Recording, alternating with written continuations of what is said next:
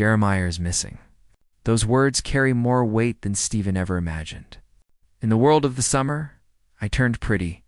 Every relationship is fragile. Every decision feels heavy. And this moment is one that changes everything. When Stephen gathers the courage to tell Conrad the truth, the air thickens with fear and panic. It's not just news, it's the kind of revelation that pulls the floor out from under everyone's section. 1. Setting the tension, the scene opens with silence. But not the calm kind, the uneasy kind, the kind that makes your chest feel tight. Stephen paces back and forth, his hands fidgeting like he's trying to find the right words, as if words could soften a truth like this.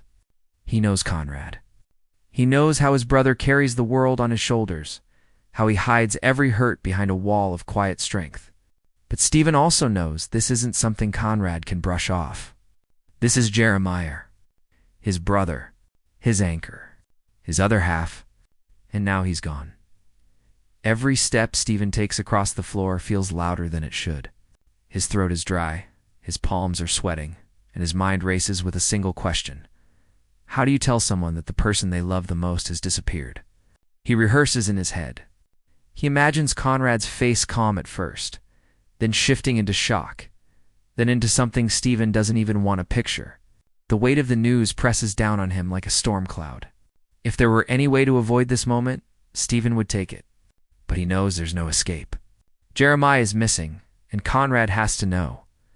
As Conrad walks into the room, unaware of what's about to crash into him, the air shifts. Stephen freezes. He sees Conrad's tired eyes, the way his shoulders slump like he's already carrying too much, and his heart aches. He wants to protect him from this pain, but the truth doesn't wait for the right time. It claws its way out, demanding to be spoken. The pause stretches. The silence grows heavier, almost unbearable. Stephen opens his mouth, but no sound comes out. For a moment, it feels like the entire world is holding its breath, waiting for the words that will shatter everything. And in that split second, Stephen realizes this is the point of no return. Once he speaks, nothing will ever be the same. The camera lingers not on faces, but on details. A hand gripping the edge of a table, the slow inhale of breath, the nervous tap of fingers against denim. These small things tell the story better than expressions ever could. The faceless video style makes the moment universal, pulling viewers into the tension as if they're the ones about to hear the truth. Finally, Stephen whispers the beginning of the sentence that will change everything. Conrad. His voice cracks, raw and unsteady, and the screen fades to black, holding the audience in suspense. Section 2. Stephen struggles. Stephen's voice hangs in the air like a fragile thread. That single word, Conrad, is not just a name, but a warning. It carries the weight of everything he hasn't yet said, everything that's pressing against his chest.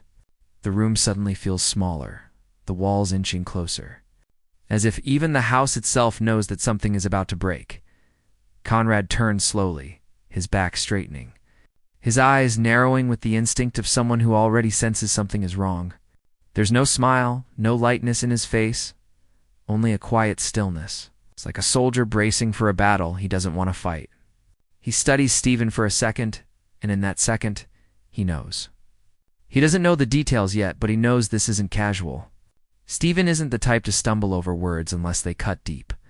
Stephen's hands tremble slightly as he clasps them together, not trying to keep himself steady. He swallows hard, but the dryness in his throat refuses to go away. His thoughts spiraled, do I say it quickly, like ripping off a bandage? Or do I ease into it like slowly wading into cold water? Either way, it's going to hurt. And there's no way to soften what comes next. The silence between them is alive now. Every tick of the clock, every shift of the floorboards feels amplified. Conrad raises a brow, waiting, his patience thinning. And Stephen's chest tightens with guilt, because waiting is its own kind of cruelty. Every extra second before he speaks is another second of false peace that Conrad doesn't deserve. Finally, Stephen takes a shaky breath. His voice is low, strained, almost hesitant. Something's wrong, he begins, and that's enough to make Conrad's jaw clench. The words are vague, but the tone gives them sharpness. It's a kind of sharpness that cuts through even before the truth is revealed. Stephen pauses again. He looks at the floor, then at the ceiling, anywhere but Conrad's eyes. Because he knows that once their gazes lock, there will be no hiding, no turning back. He presses his lips together, forcing down the fear that's been clawing at him since he learned the truth in the faceless video. The camera doesn't show Conrad's reaction yet. Instead, it lingers on objects that capture the tension. A lamp flickering softly in the corner, a hand tightening around the armrest of a chair, the shadow of a figure cast across the floor. These details tell the story without ever needing a face. Pulling viewers into the unspoken storm, Stephen's struggle isn't just about saying the words, it's about what comes after. He can already picture Conrad's reaction, the disbelief, the questions, the anger, the panic, and beneath it all, the raw fear that threatens to consume them both. Stephen knows his brother well enough to understand. This news isn't just going to hit. Conrad's going to break him. The air feels heavier, almost unbreathable. Stephen wants to buy a few more moments to hold on to the fragile illusion that everything is still normal. But deep down, he knows that every second of silence only deepens the wound. His heart pounds louder, his hands grip tighter, and finally, he forces himself to push forward. Conrad. He says again, this time with more force, more desperation. His tone isn't just a call, it's a plea for strength, a plea for understanding. He's standing on the edge of the hardest sentence he's ever had to speak. And once it's out, there's no undoing it. The camera cuts to black again. The music swells, a low hum of strings building suspense. The audience is left gripping their seats, waiting for the blow that still hasn't landed. Section 4. The revelation there. Comes a moment when silence becomes unbearable. Stephen knows he can't stretch it any longer.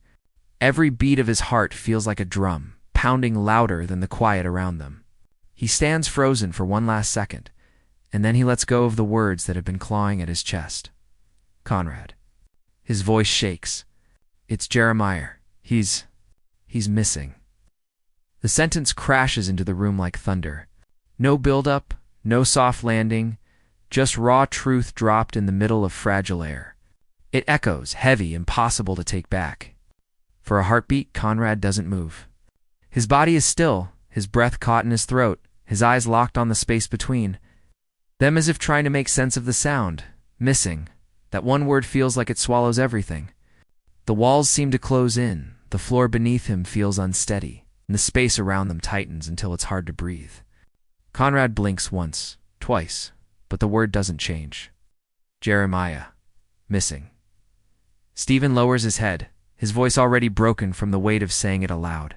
His hands twist together, desperate to hold on to something solid. He wants to explain, to soften the blow, but there's no explanation strong enough to ease this.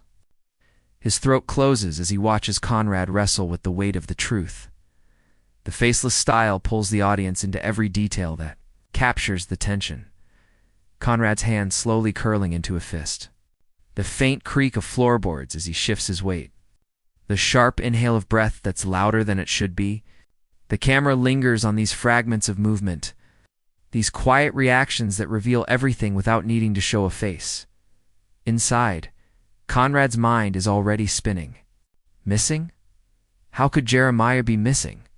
Where was he last seen? Who was with him? Why didn't anyone tell me sooner?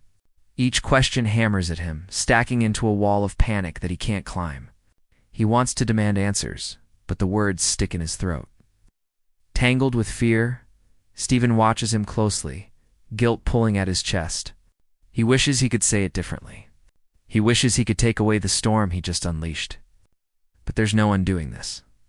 All he can do now is stand there, waiting for the explosion, waiting for the moment when Conrad finally reacts.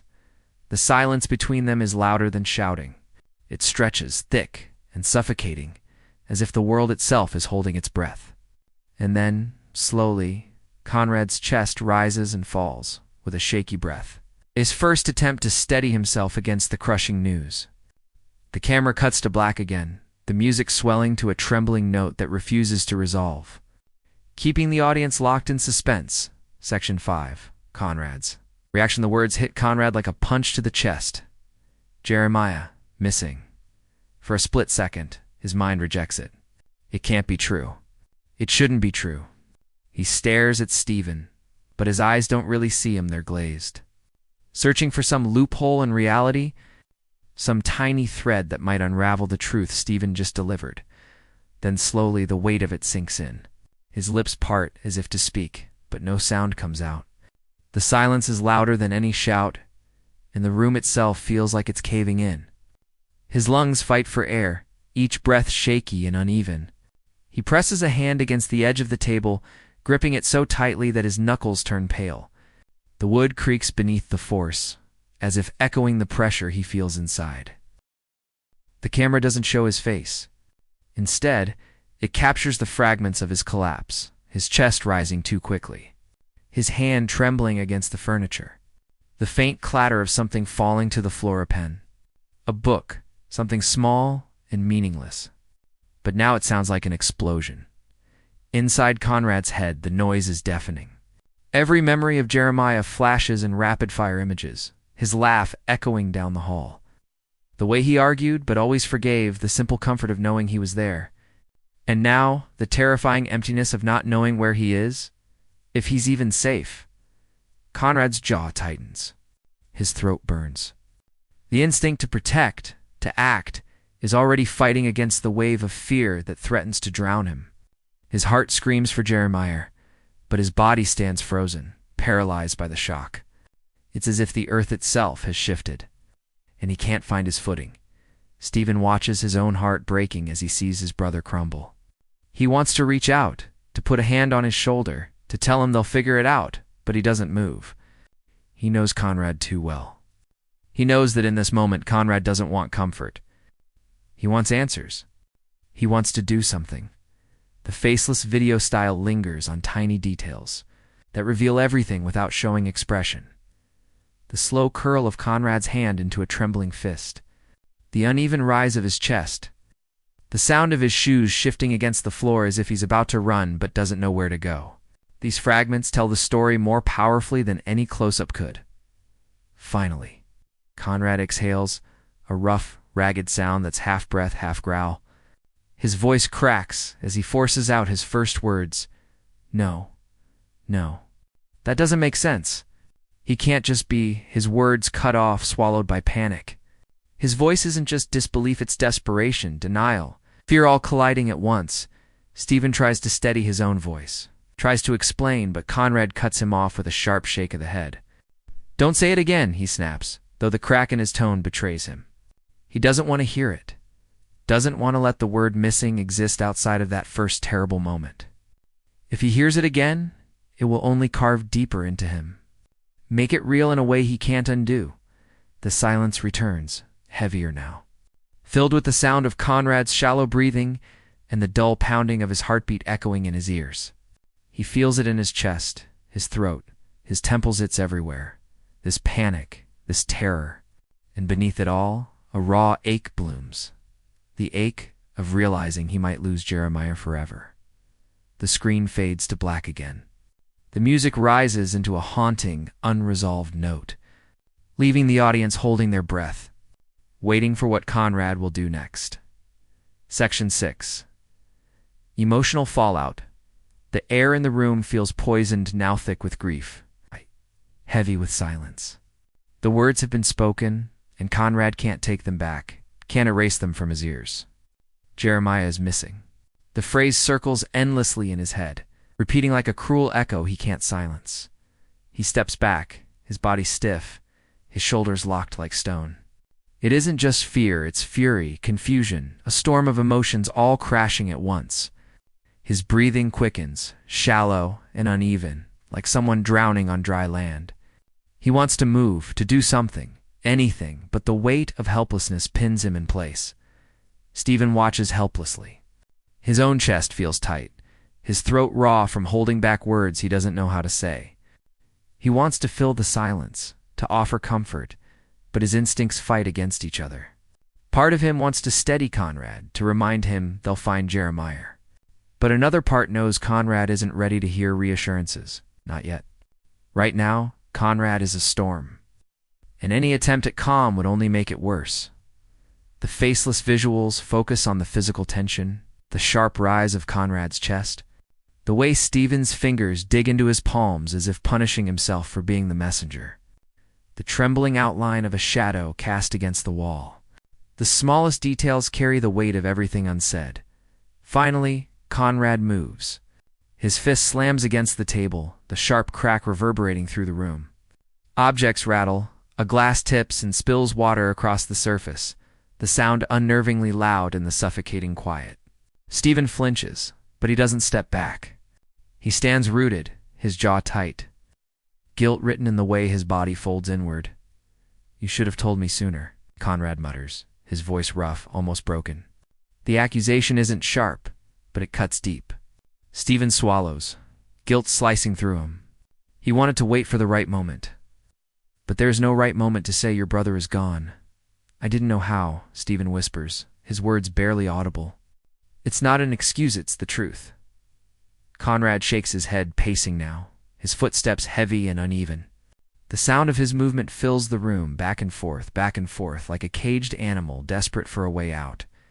Every step echoes his frustration, his panic, his refusal to let himself collapse even though his body screams for release. The fallout between them simmers. It isn't open war, not yet. But the distance between Stephen and Conrad grows with every second. They're bound by the same fear, yet torn apart by the way they carry it. Stephen's guilt drags him inward, quiet and heavy, while Conrad's panic pushes him outward. Restless and sharp, the faceless style keeps the focus on their movements, the empty space between them. The way Stephen leans against the wall with his head lowered. The restless shuffle of Conrad's shoes against the hardwood floor. The room itself becomes a character, filled with tension, carrying the burden of what neither of them can say aloud. What if Jeremiah doesn't come back? As the camera lingers, the music shifts into a low, pulsing rhythm like a heartbeat, slow but unsteady. It mirrors the fragile balance between the brothers, a fear that binds them, and the silence that threatens to pull them apart. The section ends with Conrad stopping in the middle of the room. His shoulders are squared, but his hands shake. He doesn't look at Stephen, doesn't speak. Instead, the screen cuts to black again, leaving only the sound of his ragged breathing. Section 7. Rising questions. The room is heavy with silence. But inside Conrad's mind, it isn't silent at all. It's chaos. Questions strike one after another, faster than he can keep up with. Where was Jeremiah last seen? Who was he with? Why didn't anyone notice sooner? How long has he been gone? Each question cuts deeper, and none of them have answers. He paces again, his footsteps pounding against the floor like the ticking of a clock. Every second feels wasted. Every moment without Jeremiah is another moment of danger. Another moment he could be hurt, lost, or worse. The panic coils tighter around his chest until it feels unbearable. Stephen finally speaks. His voice soft but steady, trying to break through Conrad's spiral. "We don't know much yet. He didn't come back when he was supposed to. I thought maybe he got caught up somewhere, but it's been too long." The words "too long" hang in the air like a blade. Conrad's head snaps towards Stephen, his body stiffening. Too long. Those two words say everything. Jeremiah isn't just late. He isn't just delayed. He's gonna land. No one knows why. The faceless visuals highlight the tension in objects around them. A clock on the wall, second hand, ticking mercilessly forward. Stephen's fingers drumming nervously against his arm. Conrad's restless pacing leaving faint scuff marks on the wooden floor. These details tell the story of two brothers trapped in fear, their thoughts spiraling out of control. Conrad's voice cracks when he finally speaks. Was he alone? Did anyone see him last? Did he say anything before he cuts himself off, the words choking in his throat?